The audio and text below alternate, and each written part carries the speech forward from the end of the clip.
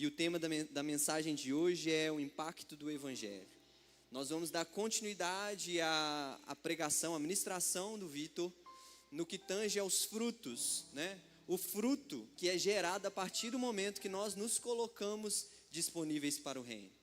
O fruto que é gerado a partir do momento que nós colocamos os nossos peixes, os nossos pães em prol do reino, que nós nos colocamos disponíveis e entregamos o nosso melhor em prol do reino. Amém?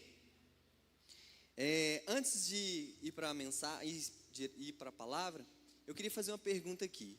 Quantos de vocês têm rede social? Pode levantar a mão, sem todos que têm. Eu acho que, se não todos, um ou outro que não, né? E por que eu fiz essa pergunta e rapidamente vocês responderam, tá? Porque a maioria de nós estamos conectados. E agora eu vou fazer uma outra pergunta e quero que vocês sejam bem sinceros. Quantos de vocês que têm rede social, que seguem algum tipo de influência, alguém que influencia, que não é cristão, tá? Que você sabe que não é cristão, que posta conteúdos que não são cristãos, amém? Eu sabia que a maioria também ia levantar a mão. Por quê? Porque nós temos dados estatísticos a respeito disso. Hoje, existem estudos e pesquisas que em torno de 70% das pessoas, e aí eu não estou falando só do público jovem, tá? Porque essa pesquisa para o público jovem, ela nem tem tanto apurado, mas os institutos que fizeram a respeito de um público diverso, consideram que aproximadamente 70% das pessoas que possuem redes sociais, elas seguem algum tipo de influenciador, alguma pessoa que posta conteúdo digital, alguém que os influencia. E o mais legal é que desses 70% de pessoas que seguem algum influenciador, 80% das pessoas, em algum momento, adquiriu algum bem ou produto ou serviço que aquele influenciador, né, oferece, oferta, divulga, enfim. Por que eu trouxe isso para vocês? Por quê? Porque influenciar nada mais, nada menos é que impactar. O conceito da palavra impactar é influenciar. E tem um outro conceito que é ligado a essas duas palavras, que é um conceito ainda mais importante, que é o de liderar. Então, quando você impacta, você influencia pessoas, você está liderando pessoas. E muitas das vezes nós somos liderados por coisas que não nos edificam. E eu não estou falando que tem problema isso, tá, gente? Eu levantei a mão, essa semana mesmo eu postei o conteúdo de um cara que eu sigo, que ele faz viagem de bicicleta pela América Latina, e eu acho muito legal. Porque a gente consegue conhecer lugares sem estar nesses lugares. Interior do Brasil. E não tem nada de problema nisso. A questão é quando nós somos mais influenciados do que propriamente na palavra. A verdade é que a verdadeira influência, o verdadeiro impacto, ele é partido da mensagem do Evangelho, da palavra de Deus. Amém? Com isso, nós vamos para a nossa leitura de hoje, que está em Atos 13, 44 ao 52. Atos 13, 44 ao 52.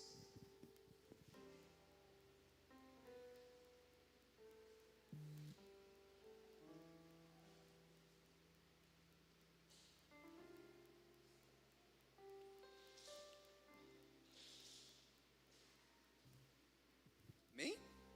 Todo mundo amém? Então vamos lá. NVT para a gente, Manu.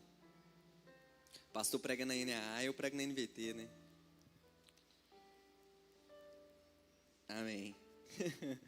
Vamos lá, 44. No sábado seguinte, quase toda a cidade compareceu para ouvir a palavra do Senhor. Quando alguns dos judeus viram as multidões, ficaram com inveja, de modo que difamaram Paulo e contestavam tudo que ele dizia. Então, Paulo e Barnabé se pronunciaram corajosamente, dizendo: era necessário que pregássemos a palavra de Deus, primeiro a vocês, judeus, mas uma vez que vocês a rejeitaram e não consideraram dignos da vida eterna, agora vamos oferecê-la aos gentios. 47. Pois foi isso que o Senhor nos ordenou quando disse: fiz de você uma luz para os gentios, para levar a salvação até os lugares mais distantes da terra. Quando ouviram isso, os gentios se alegraram e agradeceram ao Senhor por essa mensagem.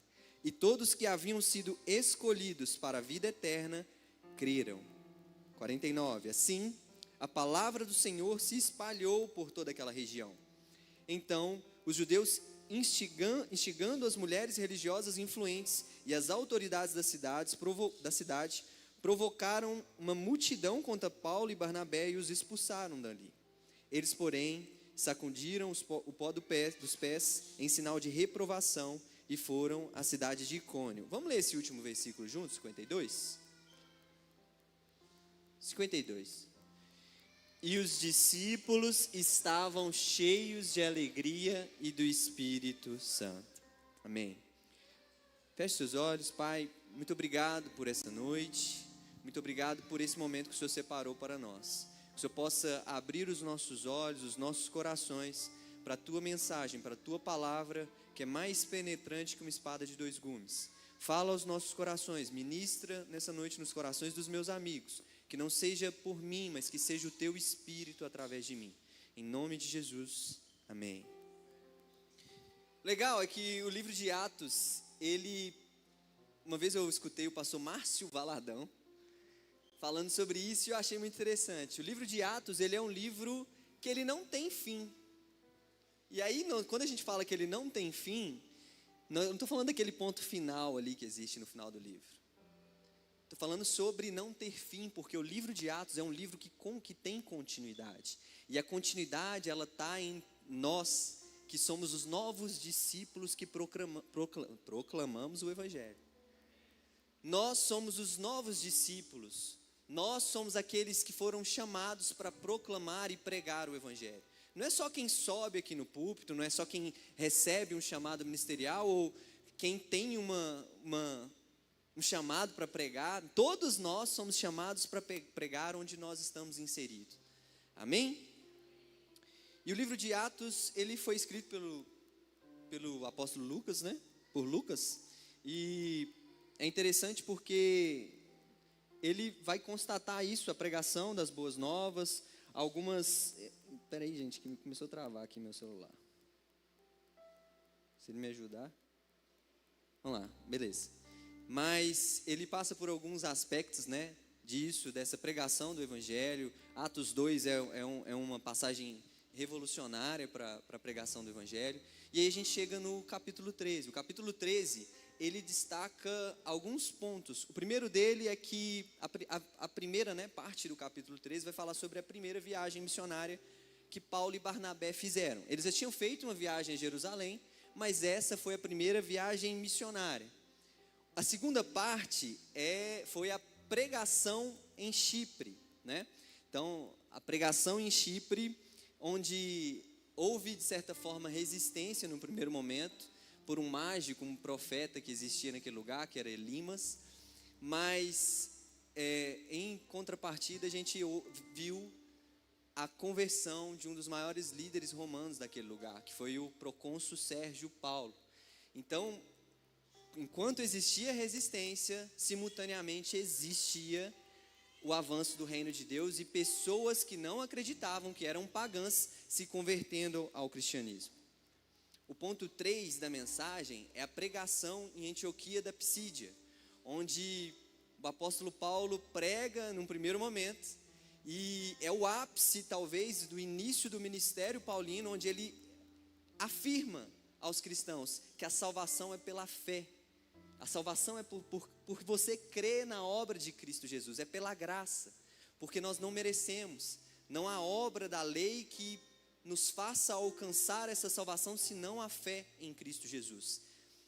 E aí, é interessante porque a gente chega nessa última parte, nos versículos que a gente acabou de ler, que é a partir do 44, a gente vai ter a revelação da graça e do Evangelho alcançando aquelas pessoas que ainda não haviam crido em Cristo, os gentios. E aí, quando a gente fala de gentios, a gente está falando de pessoas que realmente tinham religiões pagãs, religiões que não que não tinha a ver com o que Paulo pregava. Não era nem os judeus judaizantes, eram os gentios mesmo que não acreditavam em Cristo.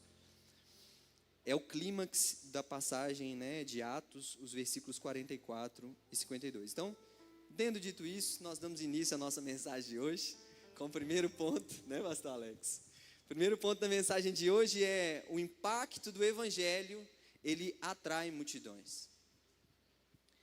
É interessante, no versículo 44, a palavra do Senhor vai falar o seguinte: no sábado seguinte, quase toda a cidade compareceu para ouvir o Senhor. Eu separei esse versículo para a gente tentar entender um pouco. Quando a gente fala de quase toda a cidade, o apóstolo Paulo aqui, ele não está referindo sobre toda a cidade. É como se ele estivesse usando uma figura de linguagem. Ele está falando assim, olha, gente, tinha tanta gente lá, tinha tanta gente ouvindo as boas novas, que agora já não era mais somente os judeus, os judaizantes, os religiosos que haviam naquele lugar. Agora veio uma galera que ouviu em um primeiro momento a mensagem de Paulo e que queriam entender mais sobre o evangelho. Até mesmo porque, se a gente for trazer a realidade daquele lugar, daquele ambiente, a província da Antioquia da Psídia tinha, por alguns estudos, mais de 500 mil pessoas, então não ia caber todo mundo naquele lugar. Mas era uma figura de linguagem. Agora nós temos todo tipo de etnia, todo tipo de povo ouvindo a pregação do evangelho. A verdade é que quando o evangelho ele é pregado, realmente nós conseguimos atrair multidões. Quando o verdadeiro evangelho, o evangelho genuíno é pregado, multidões são atraídas aonde a proclamação do evangelho é pregada. E não é pelas pessoas que estão pregando o evangelho, porque essas pessoas colocaram disponível. É pelo poder do próprio evangelho, pelo poder da própria obra de Cristo na cruz do Calvário. Muitas das vezes nós, mais uma vez, eu não estou falando que está errado, nós queremos fazer um culto extraordinário. Nós planejamos, fazemos estratégias, criamos estratégias para multiplicar o nosso GECEL, para expandir a nossa igreja, para trazer amigos na nossa igreja. Nós colocamos luzes legais, nós colocamos um som bacana, mas nada disso.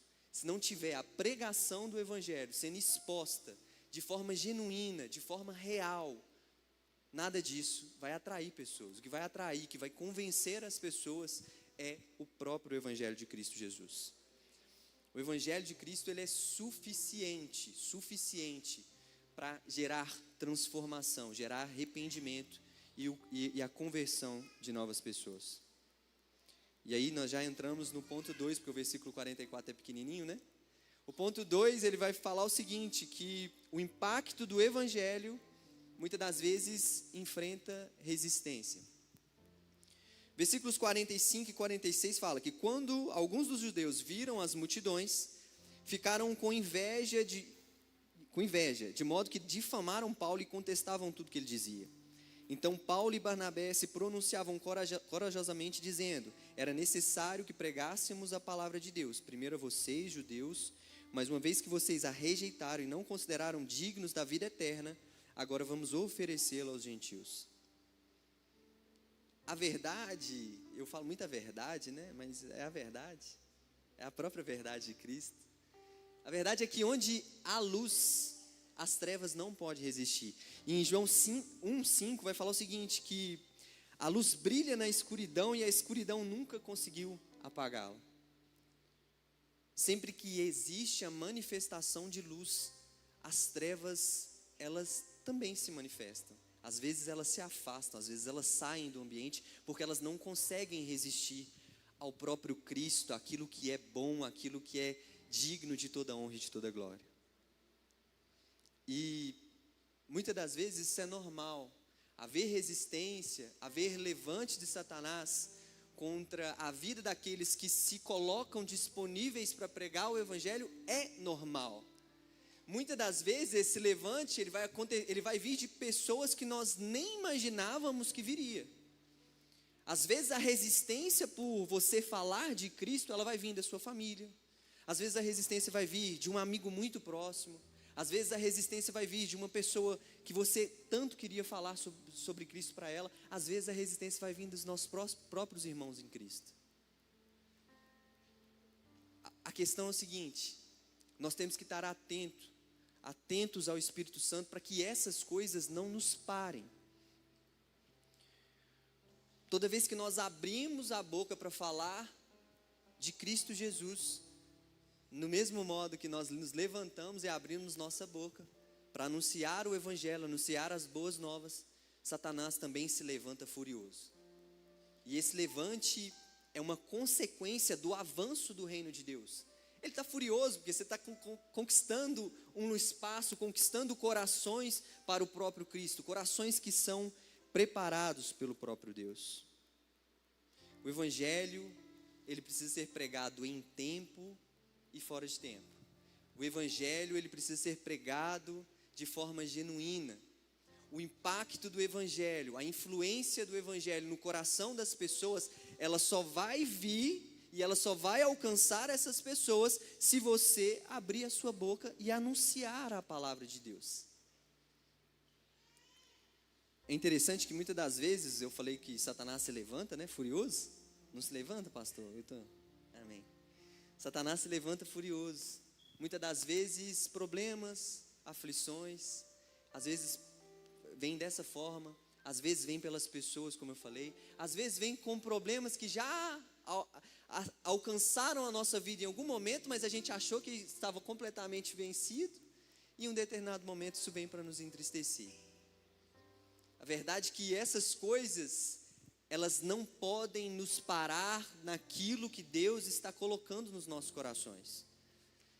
Essas coisas, elas não podem ser um empecilho para o avanço do Evangelho, e não vai ser, porque se você não abrir sua boca, pode ter certeza que Deus levanta outro para que o Evangelho seja pregado, o reino de Deus avance. Toda vez, quando você abre a sua boca, é o Espírito Santo que se manifesta através de você, não é você, é o próprio Espírito. Eu preguei algum tempo atrás aqui, né, sobre o Espírito amalgamado. Quem lembra do Espírito amalgamado? Alguns lembram, né? Era uma palavra diferente, né? É por isso, é porque é o próprio Espírito de Deus que está falando nos corações das pessoas, não é o seu espírito, não é a sua carne, é o Espírito de Deus. É o Espírito de Deus que traz a revelação da palavra no coração das pessoas. Você só tem que abrir sua boca, fala que Jesus te ama, fala, cara, tem uma notícia boa para te contar. Toda vez que você abre a sua boca e prega o Evangelho, portas são abertas, pessoas são alcançadas, multidões são atraídas pelo poder do nome de Jesus. Amém? Dessa forma a gente entra já no nosso ponto 3, porque hoje está rápido. Vamos lá. Ponto 3. O ponto 3, ele vai falar sobre o impacto do Evangelho que alcança corações preparados por Deus. Amém? Os versículos 47 e 48 vão dizer o seguinte: pois foi isso que o Senhor nos ordenou quando disse: fiz de você luz para os gentios, para levar a salvação até os lugares mais distantes da terra. Quando ouviram isso, os gentios se alegraram e agradeceram ao Senhor por essa mensagem. E todos que haviam sido escolhidos para a vida eterna, creram. Esse ponto é interessante, né? Porque essa última mensagem, essa última parte aqui, ela vai trazer para a gente sobre aqueles que foram escolhidos. Na minha versão NVT está escolhidos, alguns vão estar separados, né? NAA vai estar separado, se eu não me engano. A verdade é que toda vez que nós pregamos o Evangelho, que existe um impacto do Evangelho, o próprio Deus, Ele prepara corações para receber essa mensagem. Quantos aqui já participou de algum impacto evangelístico, ou de algum evangelismo, alguma coisa assim? Não é verdade que quando a gente sai para evangelizar, primeiro a gente ora para que Deus nos mostre, nos aponte corações preparados para receber a mensagem de Deus? Isso não vem de nenhum lugar, isso vem da própria palavra de Deus. Deus, Ele está preparando, separando corações para receber a mensagem que é incorruptível. A verdade é que o desejo do próprio Deus era que todos nós fôssemos salvos. Ele não criou o homem para pecar, para não ser salvo. Ele não criou o homem para isso. O desejo de Deus era que todos nós fôssemos salvos. mas existe um tempo determinado debaixo do céu para todas as coisas, amém? João 3,16 vai falar que Deus, Ele amou o mundo de tal maneira, Ele amou o mundo de tal maneira, Ele amou o mundo de tal maneira, glória a Deus por isso, que Ele entregou o seu único Filho, para que todo aquele que nele crê não pereça, mas tenha a vida eterna. É todo aquele que nele crê. Só que tem que ser uma fé genuína. A pessoa realmente tem que receber a Cristo. E muitas das vezes, esse coração já está sendo preparado pelo próprio Deus. Muitas das vezes, o coração dessa pessoa já está sendo preparada para receber o Evangelho. No versículo 47 e 48, vai falar que eu fiz de vocês luz em meio aos gentios, para levarem a salvação até os lugares mais distantes da terra. E aí, vai falar que as pessoas, os gentios que estavam naquele lugar, eles ficaram gratos, eles agradeceram ao próprio Deus, por serem incluídos nessa mensagem. Por a partir daquele momento, a boa nova ser uma notícia também para eles, que eles poderiam receber o Evangelho. E mais para frente nós vamos ver o resultado desse receber o Evangelho. A Antioquia, houve de fato um impacto tão transformador na Antioquia da Psídia, que não foi possível ser controlado nem pelos judaizantes, pelos líderes do governo, que tentavam controlar aquela situação. E aí, a gente tem que saber que Deus prepara os corações.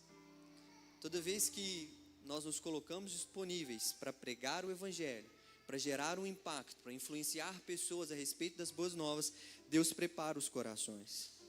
Cabe a nós não ficarmos calados e estarmos disponíveis para o reino de Deus. Amém?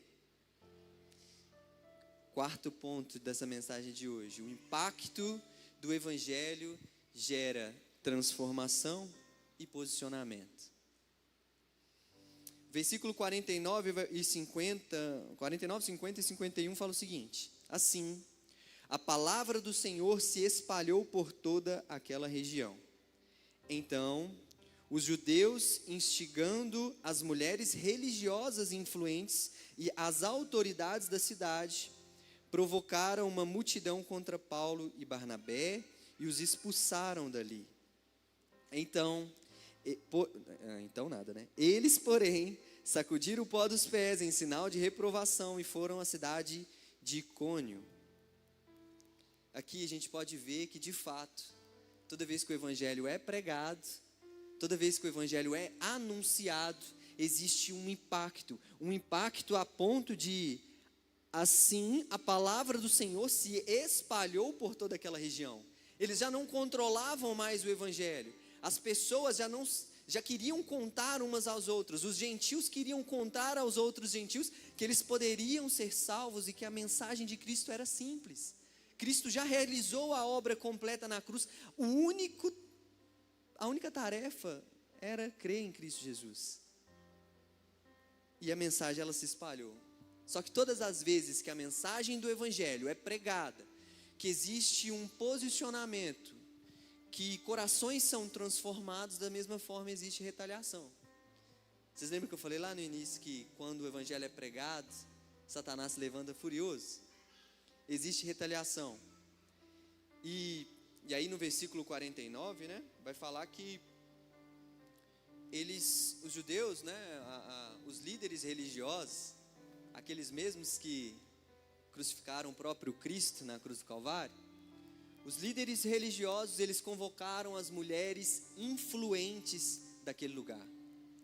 Eles convocaram as pessoas e autoridades, mulheres e autoridades que eram influentes naquele lugar. Por quê? Porque elas eram influentes. No início a gente não falou sobre o poder da influência na mente e nos corações das pessoas? A gente não falou que aproximadamente 80% das pessoas que seguem algum influenciador já foi influenciada diretamente por essas pessoas? Imagine naquela época onde aquelas pessoas, aquelas mulheres eram ricas, tinham autoridade, tinham de certa forma, a autoridade local com elas, tinha poder, tinha dinheiro, então começa a haver um ambiente de corrupção. É a influência que parte da corrupção. É a mesma influência que matou o próprio Cristo. Aquelas pessoas que seguiam a Cristo Jesus, quando a gente olha para o cenário de Cristo e a crucificação de Cristo, não foi o governo romano apenas que crucificou Jesus. Foram as próprias pessoas que estavam caminhando com ele. Em um determinado momento eles poderiam escolher a quem crucificar. E eles escolheram o próprio Cristo. O Cristo que eles viram milagres sendo realizados. E aqui é isso que acontece. O evangelho é pregado e essas pessoas, elas se posicionam contrário ao evangelho. Só que existe um posicionamento, né? Falei que gera posicionamento. Houve um posicionamento da parte de Paulo e Barnabé. Eles se posicionaram contrários àquela situação. Era o mesmo posicionamento que Jesus tinha ensinado aos discípulos lá atrás, sobre sacudir os pós dos pés e deixar que Cristo tratava com eles depois. Eu falei há pouco que é legal que existe um tempo determinado para cada coisa debaixo do céu. E em algum momento, as pessoas que, de fato, abrissem o coração para receber o evangelho seriam alcançadas. Mas aquelas que não abrissem, elas já tinham o testemunho do evangelho sido pregado. Amém? É interessante que Paulo e Barnabé, eles se posicionaram. Estou chegando já no finalzinho, tá, gente? Paulo e Barnabé, eles se posicionaram. Eles não se posicionaram com violência, eles não se posicionaram com divergência, não de opinião, divergência de opinião, claro, né? Mas em momento nenhum eles quiseram fazer bagunça, assim como os falsos mestres estavam fazendo lá no templo, né? Porque é isso que a palavra vai falar lá no inicinho, quando a gente leu, sobre enquanto eles pregavam com inveja, eles se pronunciavam, é isso, é como se eu estivesse pregando aqui, e tivesse alguém sentado falando mal, levantando a mão, gritando, sobre aquilo que está sendo pregado. É isso que estava acontecendo na pregação de Paulo. As pessoas que não criam no evangelho, que não recebiam a mensagem de Cristo, estavam se posicionando contrário. Mas Paulo, de forma amorosa, ele sacode a poeira dos pés, não concordando, claro, mas existe um posicionamento e parte em direção à próxima missão, porque nós não podemos ficar parados. A missão da igreja é não ficar parada, a missão da igreja é continuar pregando, a missão da igreja é continuar levando o evangelho. O livro de Atos não acabou e ele termina na gente. Ele não termina na gente, ele termina nas próximas gerações, ou não sei lá, tomara que Cristo volte, né? O pastor é doido para Cristo voltar, eu também estou com ele. Não vou ficar sozinho não, se ele for eu vou. É isso, gente. A pregação do evangelho não pode terminar. A pregação do evangelho é muito maior do que nós. A pregação do evangelho é aquilo que atrai multidões. A pregação do evangelho é aquilo que faz de uma cidade pagã, de uma cidade religiosa, completamente alcançada por Cristo Jesus. Cabe a nós nos posicionarmos a respeito do que Cristo está fazendo e sermos instrumentos nos lugares onde Cristo nos plantou. No nosso trabalho, na nossa faculdade, nós precisamos falar de Cristo Jesus para as pessoas. Amém? Quantos estão aqui comigo ainda? Estamos chegando no final. Gostaria que vocês ficassem de pé. Eu sempre erro essa parte, né? De pé, em pé. É em pé ou de pé, Ana? Me ajuda.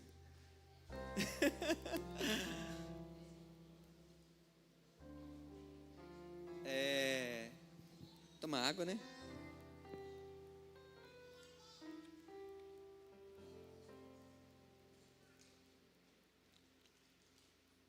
E aí, meu primo? É uma alegria ver você aqui, cara, me ouvindo. Acho que é a primeira vez. Mas vamos lá. Sou meio doido, gente. Diferente do pastor, sou meio doido. Mas vamos lá. Nós passamos por 4 pontos e 4 aspectos sobre o impacto do evangelho segundo Atos 13, 44 ao 52. O primeiro aspecto é, literalmente, que o evangelho, ele atrai as multidões. O segundo aspecto é que o evangelho, por mais que ele atraia multidões, ele também enfrenta resistência. Resistência de Satanás, resistência dos homens, ele enfrenta resistência. O terceiro aspecto é que o evangelho alcança corações preparados pelo próprio Deus. O quarto e último aspecto é que ele gera transformação e mudança de posicionamento. Mudança não, posicionamento, né? E aí, eu não sei se vocês repararam, mas eu não li o versículo 52. Eu li o versículo 52 com vocês. É porque para mim é o ápice disso tudo que a gente acabou de falar.